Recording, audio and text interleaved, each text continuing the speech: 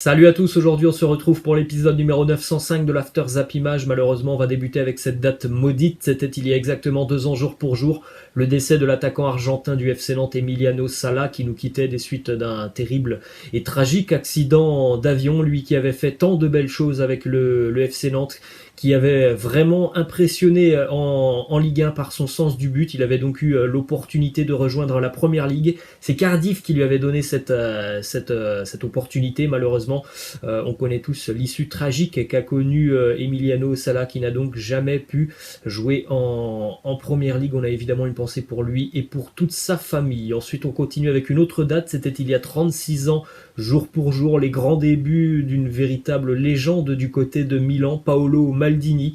C'était il y a 36 ans, on regarde le palmarès impressionnant de Maldini avec les Rossoneri, une carrière plus qu'honorable pour Maldini qui est un véritable mythe du côté de Milan, 7 titres de champion d'Italie, 5 Supercoupes, une Coupe d'Italie, 5 titres aussi en Ligue des Champions pour Maldini, qui reste encore à l'heure actuelle l'un des plus grands Milanais de tous les temps. Ensuite, on continue avec le résultat du match en retard de la veille en Ligue 1. Marseille recevait le Racing Club de Lens au stade Vélodrome. Ça s'est mal passé pour l'OM au Vélodrome. Une deuxième défaite consécutive à domicile après la défaite face à Nîmes le week-end dernier. C'est Simon Banza qui a marqué pour le Racing Club de Lens hier en seconde mi-temps. Encore une prestation très décevante, pour ne pas dire catastrophique, de l'Olympique de Marseille. Je me demande si le match d'hier n'était pas pire que celui face à Nîmes le week-end dernier. Des Marseillais vraiment apathiques, sans envie, sans réaction d'orgueil,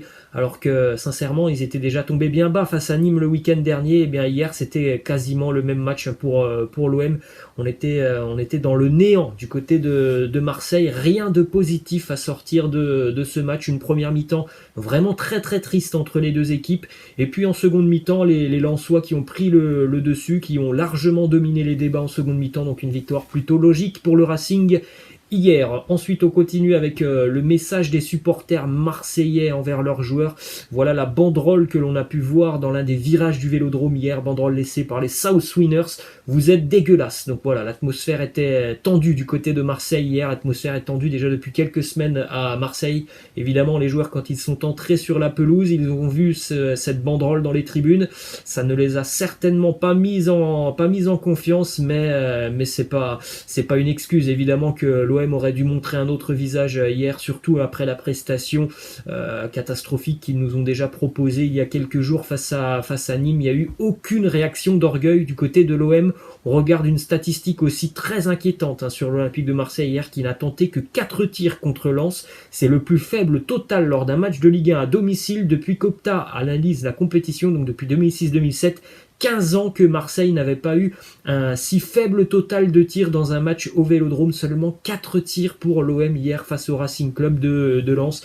Une prestation très décevante de la part de l'Olympique de Marseille. Les Lensois ont exploité pleinement les failles tactiques de l'OM, notamment en seconde mi-temps. 2 déclarations du capitaine Steve Mandanda qui premièrement nous dit: il y a beaucoup de choses à changer au sein du club. Autre déclaration: quand on est joueur de l'OM, on doit avoir du caractère, être capable d'assumer. On n'y arrive pas, c'est qu'il y a un souci au sein du groupe. On ne dégage plus la force de la saison dernière. Il faut une grande remise en question individuelle et collective. Il a résumé vraiment tous les mots marseillais depuis quelques mois maintenant, Steve Mandanda. Il est vrai que Marseille l'année dernière a réussi une très belle année, même si dans le jeu c'était pas flamboyant ce qu'on voyait de la part de l'OM, c'était pas très très beau, mais au moins il y avait des résultats et surtout il y avait un état d'esprit irréprochable du côté de l'Olympique de Marseille. Il y avait des joueurs qui mouillaient le maillot. C'est pas du tout le cas depuis le début d'année du côté de Marseille. Il y a vraiment des joueurs sur le terrain, on a l'impression qu'ils en ont rien à foutre. Je ne parle pas de Steve Mandanda parce qu'il y a des cas à part quand même du côté de Marseille. Steve Mandanda, c'est un exemple. Il y en a 2-3 quand même du côté de Marseille qui mouillent le maillot, et heureusement pour l'OM, mais le problème c'est que la grande majorité de l'effectif marseillais, c'est l'impression que j'ai, on a vraiment rien à foutre de la situation du club. Ensuite, une petite info mercato, l'OM a refusé une offre d'Aston Villa concernant Morgan Sanson. André Villas-Boas a déclaré que l'offre était jugée trop faible par l'Olympique de Marseille. Je ne sais pas si les dirigeants d'Aston Villa ont regardé le match de l'OM hier, et plus précisément le match de Morgan Sanson, mais en tout cas s'ils l'ont vu, ça a dû quand même un petit peu les faire tilter et les inquiéter, parce que voilà, c'était pas du grand Morgan Sanson hier pour l'Olympique de Marseille. On jette un coup d'œil au classement de la Ligue 1, donc Marseille toujours 6e avec 32 points, toujours un match en moins pour l'Olympique de Marseille, mais voilà, le trou est déjà fait. La 5e place est maintenant à 4 points pour l'Olympique de Marseille, hein, qui dégringole depuis quelques semaines. À noter que Lens est juste derrière l'OM, à un petit point de Marseille. Lens a 31 points après 20 journées. On rappelle quand même que les Lensois sont promus cette année, donc sacré boulot réalisé par Franck Hez. On poursuit du côté de Sassuolo, ça concerne aussi l'Olympique de Marseille. Déclaration de Maxime Lopez qui nous parle du coach André Villas-Boas. Il nous dit: le coach, c'est quelqu'un que j'apprécie. On a eu une bonne relation en dehors du foot. Après, dans le foot, ça ne s'est pas très bien passé. On a eu des petits accrochages, mais aussi parce que j'ai mon caractère. On poursuit du côté de Lorient avec un nouveau match reporté pour les Merlus après le match du week-end dernier face à Dijon qui avait été reporté pour cause de trop nombreux cas de Covid dans l'effectif lorientais. Et bien cette fois-ci, c'est le match Nîmes-Lorient qui devait se jouer donc ce dimanche, qui est lui aussi reporté. Donc les Lorientais auront 2 matchs en retard très importants face au 19e et 18e de la Ligue 1. Ensuite, on continue du côté de Canal+, qui s'apprête à contester devant la justice l'appel d'offres lancé par la Ligue de football professionnel. En effet, la LFP a décidé de remettre en jeu uniquement les droits télévisés de la L1 et de la L2 détenus par Mediapro. Or, on le sait déjà depuis une dizaine de jours, le groupe Canal veut vendre son lot de matchs qu'il estime avoir surpayé, et pour le moment, la Ligue n'a pas remis en jeu les droits télé de Canal. Voilà, ça pose problème évidemment à Canal qui souhaiterait donc attaquer en justice la Ligue de football professionnel. Direction Paris maintenant, déclaration de Mauricio Pochettino qui nous dit: quel entraîneur ne voudrait pas entraîner Mbappé pendant longtemps? Il a 22 ans et toute cette situation autour de lui est normale. Toute l'équipe doit l'aider à être à son meilleur niveau. Je n'ai aucun doute sur le fait que Kylian aime être ici à Paris. Direction l'Espagne maintenant avec le quotidien Sport qui titre: Ronald Koeman a défendu hier la signature d'Eric Garcia devant les 3 candidats à la présidentielle, mais il a été décidé que la signature du joueur de Manchester City serait abordée l'été prochain, donc au mois de juin. Donc normalement il n'y aura pas d'arrivée d'Eric Garcia sur ce mercato hivernal.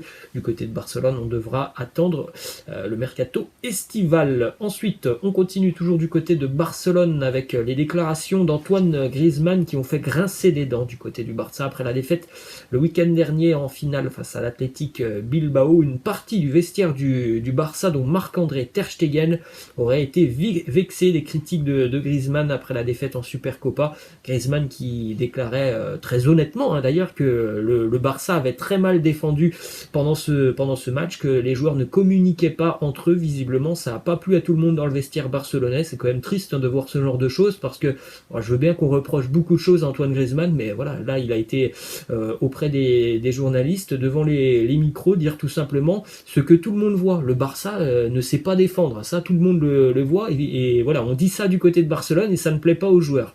Alors que franchement c'est la pure vérité, du côté de Barcelone, il y a quand même de très très gros problèmes défensifs et de gros problèmes de communication. On continue toujours du côté de l'Espagne avec la défaite surprenante des hommes de Zizou. Le Real Madrid, déjà éliminé de la Coupe du Roi, éliminé par une équipe de 3e division espagnole, Alcoyano, qui s'est imposé 2-1 après prolongation.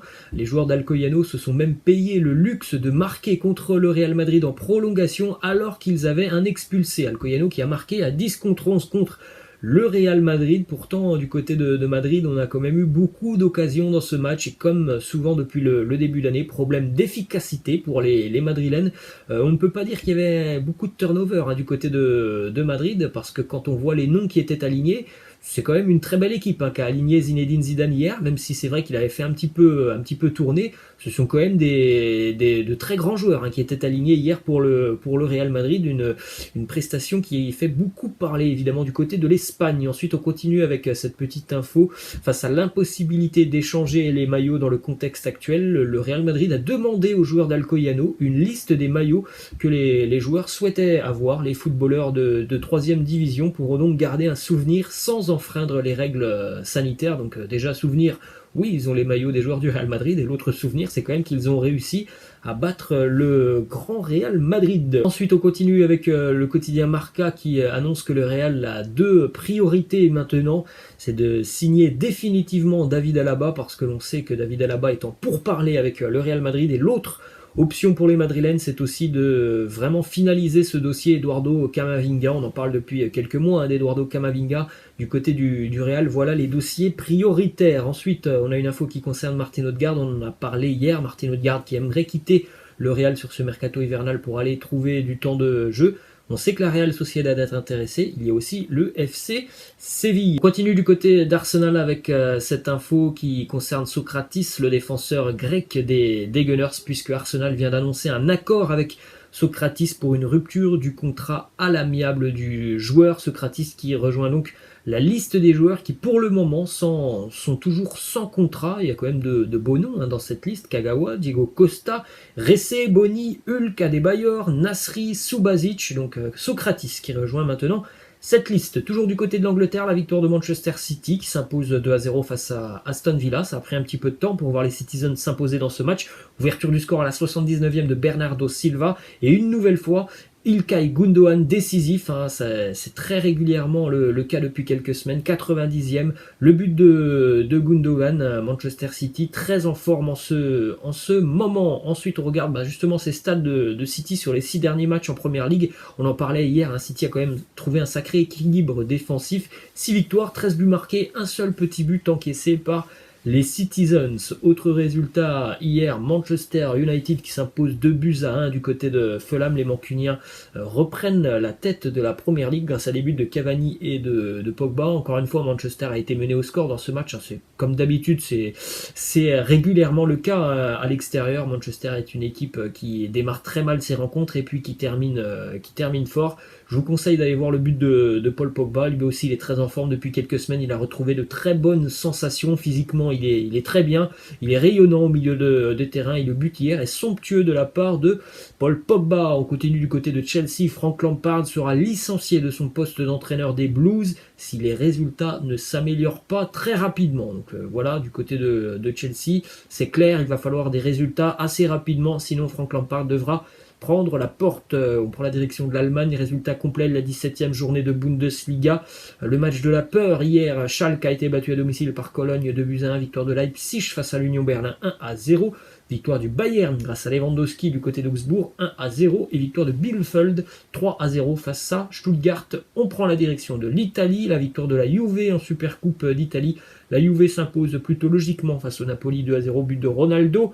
Et puis aussi un but pour Alvaro Morata. Ronaldo qui a donc battu un nouveau record hier. Il est devenu donc le meilleur buteur de l'histoire du football, même si on sait qu'il y a pas mal de statistiques qui divergent autour du nombre de buts marqués notamment par Pelé, par Joseph Bican. Eh bien, officiellement, c'est Ronaldo le meilleur buteur de l'histoire du football. Il a donc aussi remporté évidemment la Supercoupe d'Italie hier, et puis il a aussi été élu homme du match hier. Donc une sacrée soirée pour CR7 hier avec la Juve. Et on va terminer avec cette petite anecdote du côté de l'Allemagne, du Bayern Munich. Lors du passage de Guardiola du côté du Bayern, quand il était donc à Munich, il a voulu faire jouer Manuel Neuer au milieu de terrain pendant un match officiel après avoir remporté le championnat. C'est Karl-Heinz Rummenigge qui avait finalement réussi à dissuader Manuel Neuer pour éviter de paraître arrogant envers les adversaires du Bayern. Voilà les amis, c'est la fin de cet After Zap Image. J'espère que ça vous a plu. Je vous laisse et je vous dis à la prochaine. Ciao.